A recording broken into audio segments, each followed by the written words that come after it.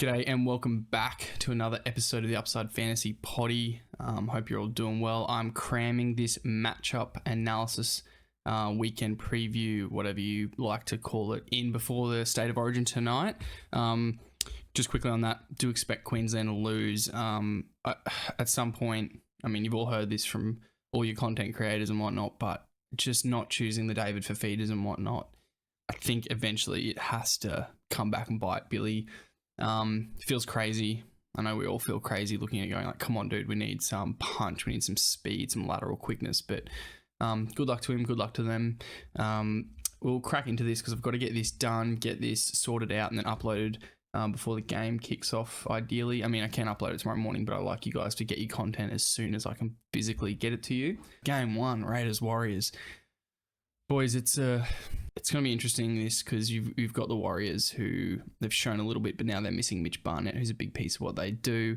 We've got Roger on the wing, Tuapiki at fullback, and then you got the Raiders who they're sort of still battling for a top 8 spot. I think they're like 10 or 11, so this one's going to be weird. The model has actually spat out after all the inputs a no discrepancy matchup, and like out of my metrics that really just means that there's no way to clearly tell who's going to come out on top from a SuperCoach perspective when you sort of break down where teams are weak and where teams are strong from like a fantasy like scoring perspective more than just where tries are scored on the footy field sort of thing. So pretty interesting one, and both teams dominant down the middle is also interesting. So this one's a hard one to predict, but for the matchups, for those listening on Spotify or Apple Podcasts, I'm going to run through it really quick. Ignoring the front rowers who have elite matchups for the Raiders, that's great for your Tarpanay, who could present as a VC if you're desperate. Left half, which is going to be Ethan Strange with Fogarty back now. Strange, I know he's floating on a lot of waivers after a bye and down weeks. He was a guy I really looked at this weekend to pick up and play in my CT dub or 5/8. Because I think with Fogarty back, it might unlock him a little more than playing with Cook, who was the guy there. And then when it was Weeksy, like the other side of it, and this is being a little deeper in the evaluation, and some people might laugh at this, but just being a bit of a younger guy's first major season, we do tend to see these younger athletes fade. It's just the nature of the week in, week out grind of the NRL comp. Love, I guess like the physicality of Ethan Strange, the way he's built, his musculature, the way he moves on the field. So if anyone was going to perk back up for the back end of the season at that age and that level of inexperience, it could be him. But he has an elite matchup this weekend. He's just a guy to monitor. I think he's floating around just to plug holes for people. I don't expect he would be in deep and competitive leagues, but for some reason in my league, he is there. And he's someone I've looked at, but I'm playing the Dane Laurie gamble if he plays. I think having a fullback in 5/8 for the Panthers against the Dolphins has got more upside for me. Right half, Fogarty on his return game, great matchup. Fullback, great matchup. KO weeks, we love that. Left center, great matchup. The negatives to call out are a poor matchup for the right center, the lock, and the right winger. And as I mentioned, Raiders dominant in the middle. Warriors down the list, left to RF, great gun matchup, so great matchup there for them.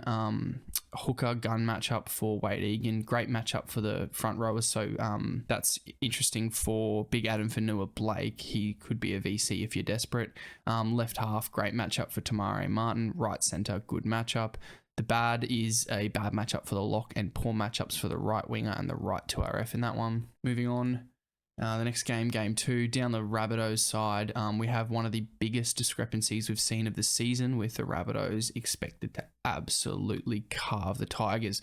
The caveat from an evaluation perspective is that Benji was really disappointed in the effort last weekend. He said it was the first time it was visible that the boys had sort of tapped out.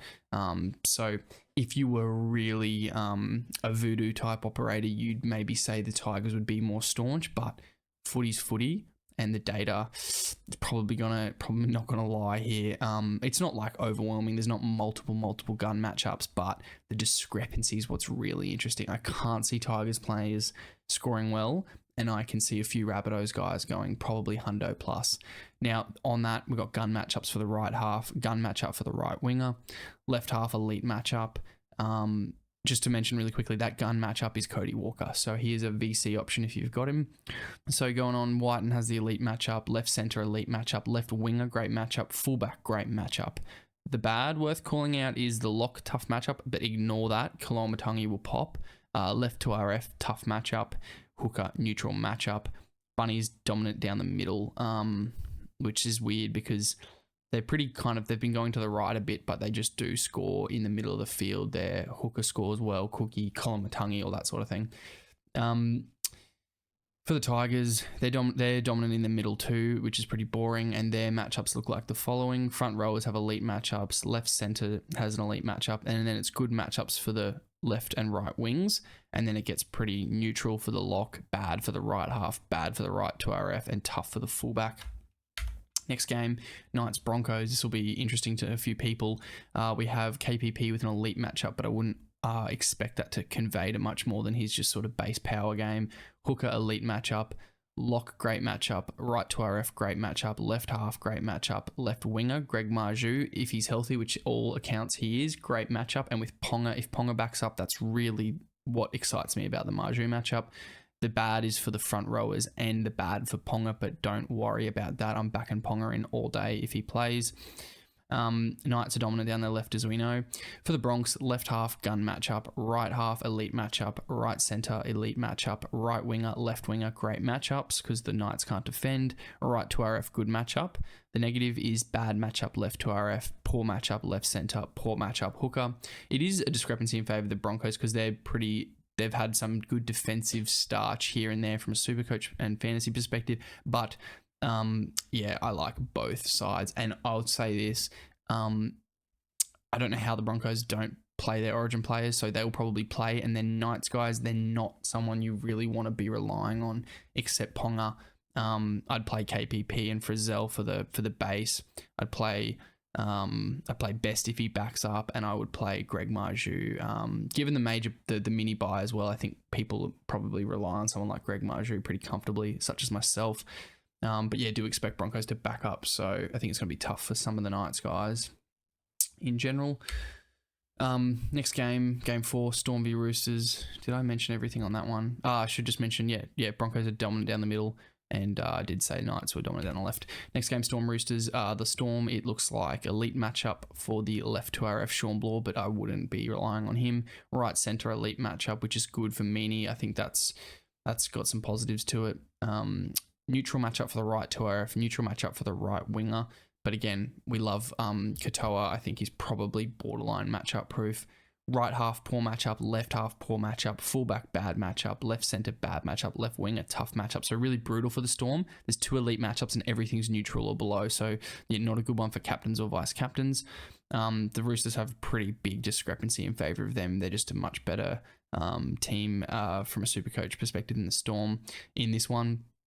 The Storm are dominant down the right, as we know. The Roosters are dominant down the middle, and they're quite balanced across the field, as we've been saying for several weeks now. And for the matchups for the Roosters, it's similarly as tough and staunch. Left centre, great matchup. A good matchup for the lock, Connor Watson. A good matchup for Brandon Smith. Then it goes neutral right winger, neutral for Teddy, neutral for the left half, tough for the left winger, tough for the right 2RF, poor for the front rower. You'll notice no bad matchups for the Roosters, just tough ones. So I think the Storm's leakiness does sort of give you a bit more confidence in your Roosters guys, whereas the Roosters' brutality does make your Storm players a little... you tend to avoid those fringe Storm guys. I mean, you're playing your Storm players in this mini buy, but just watch your captains and vice captains guys. That's what I'd say. Game 5, Panthers Dolphins, right 2RF. I'm just going to jump straight into the Panthers, sorry. Right 2RF, gun matchup. That's Garner this week. Left winger, if he plays, is Brian To'o, and that's a gun matchup. Otherwise, it's Alamotti, which we love either way. If it's not it's Alamotti, that's right. Right half, elite matchup. Whether they run Alamotti to defend next to Casey McLean, just watch for a late swap. If it's Alamotti, he might play right wing, and Taruva might come to the left, so just be mindful of that. Regardless of both got good matchups, so it doesn't matter. Next is an elite matchup for the right half, which is Cleary on his return, which I fucking froth. Let's go, boy. Hit me some upside, please, boss. Hooker, great matchup. Lock, great matchup. Right winger, great matchup. Right centre, Tungo, bad matchup, but ignore it. Cleary's back. Fullback, poor matchup. Not bothered. Left centre, poor matchup. Big discrepancy in favour of the Panthers. Got 20 in that with my metric. Panthers looking strong, dominant down the left. Dolphins are also dominant down the left. Now, these are their matchups. Left winger for the Dolphins, elite matchup. Left 2RF, as I've been mentioning in the Discord all day, Corneli Lemuelu. I would probably sit him if I had the choice, but he does have a great matchup if you do have to rely on him. And if he does, in fact, pivot to the left, which I do assume he does, given that Felice Kafusi nearly always solely plays right 2RF or in the middle. Good matchup for the hooker, the right centre and the left centre, so for Herbie and whatnot. But then it gets kind of grim with a neutral matchup for the left half and bad matchups throughout for the right half and the front rowers. So pretty grim for your Dolphins. We'd be avoiding that, and we're firing up all our Panthers boys for Shorsky. Game 6 is Sea Eagles Titans. We got left centre for the Sea Eagles, has a great matchup. I'm going to run through it. Left 2RF, great matchup. Left half, good matchup. Fullback, good matchup. Front rowers, good matchups. Left winger, bad matchup. Hooker, bad matchup. Right winger, tough matchup. The discrepancy is in favour of the Titans, but I'm confident in both sides, scoring well. Dominant side for the Sea Eagles is the right. Dominant side for the Titans is their left, as we know. These are their matchups. The lock has a gun matchup. The right 2RF has an elite matchup. The front rowers have elite matchups. The right winger has a great matchup. The fullback has a great matchup, which is Keanu Kinney this weekend. Potentially Brimson comes in late, but he is dealing with a niggle, so watch that one if you're an owner. Left 2RF, bad matchup. Left centre, tough matchup. Neutral matchup for the hooker, but I'm playing my left edge players for the Titans. They've got bad matchups, but that's where they're dominant. Game 7, which is the last one of the round, is Cowboys Bulldogs. Jumping into the Cowboys side here. Front rowers have gun matchups. Right centre, elite matchup. Lock, elite matchup. Right winger, elite matchup. Right half, good matchup. Left half, bad matchup. Left centre, tough matchup. And fullback, Drinky, poor matchup. So wouldn't want to be relying on Drinky for a late weekend captaincy in this one. Discrepancy is only in 5 of favour of the Bulldogs, but we know what the Bulldogs do at the moment. They're pretty solid in their scoring ability, and their defence is okay, but really nice matchups for some of the Cowboys players, so check that out on the visuals to confirm if there's any free agents you'd play there. Dominant down the middle, the Cows. Bulldogs are dominant down their right and pretty solid in the middle, worth mentioning. The Bulldogs matchups look like elite matchup for the right 2RF, elite matchup for the fullback, great matchup for the front rowers, the right half and the right centre, which is really nice. Bad matchups for the left half, the hooker and the left 2RF. So yeah, looking good for Preston owners, which is now me. I've joined the Jacob Preston contingency, and I'll be playing him and hoping he converts into some success for me, which again will hopefully rely on our Cowboys origin players not backing up. So there's a bit of a weaker team there, but they probably also need wins. So I expect them to play if they can. I think I got through that pretty good. It's we're at 13 minutes. I'll quickly jump into questions. I just put them live up for the guys before we jumped in here. I've got 2 questions. One's a remainder from the night before. So sorry about that if you were looking for an answer last night. My apologies, but I'm jumping into it now. It looks like you're more about a VC, which is great. So first question.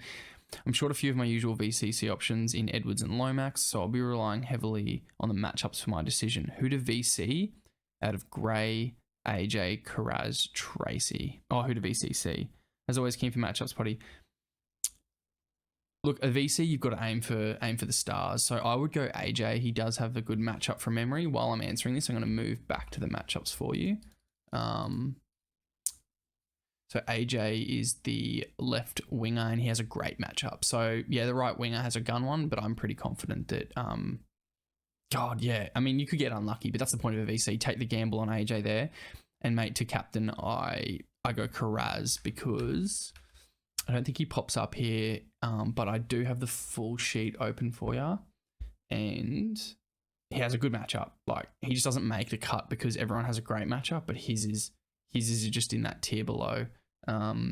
Yeah, according to my data. So I'm pretty happy with Karaz as a captain, and you just got to hope one of them hits. And I think out of those 2, they probably should. We got Cowboys and Tigers. You'd have to get pretty unlucky, mate, if they don't land. So pre-apologies, but that's what I would do. Gray, look, he scored, I think it was a try last week and a try assist. And I know the try, he fell on it, but I think he scored sub 70 with those 2 stats.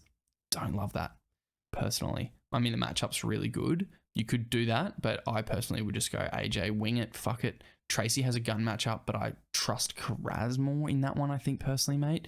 So that's what I personally would do. You just do what you got to do. The next question, do we think Cleary gets that right edge pumping again, holding Targo and Taruva, and need something from them the next few weeks? I think absolutely. Yeah, I think absolutely. I had Stephen Crichton and Cleary last week. I had the stack, mate, and the weekends that that Cleary played like last year, man, Crichton, it was either Crichton or Taruva who popped off. Like, I think it's a great stack. I think you need to see something from it. It might not be this week exactly, but mate, I'd be really confident in that. Like, look at the start of the year. They're both phenomenal. Cleary has developed, or not just developed, but showcased this year his ability to create from within the own half. And he does that through early ball for Tungo. He does that through cutouts. He does it through his own running game.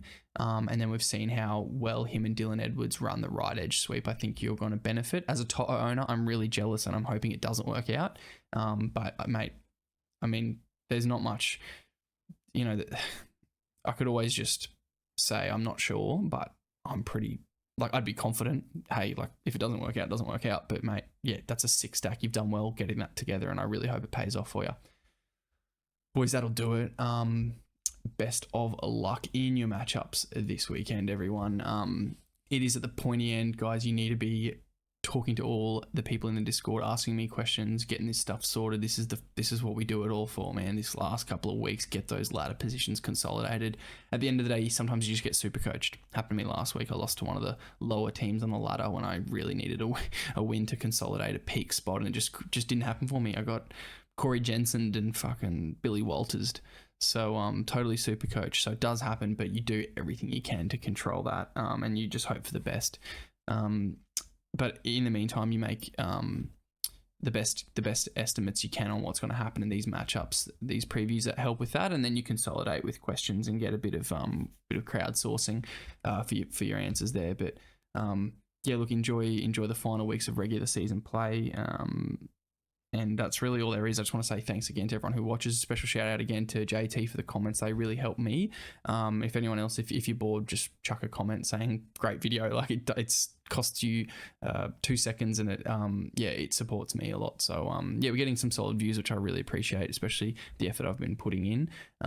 It's really nice to see people getting enjoyment out of it. Not looking to conquer the world, but it's awesome to see some conveyance for the hard work and the community support behind me. So really appreciate all you guys.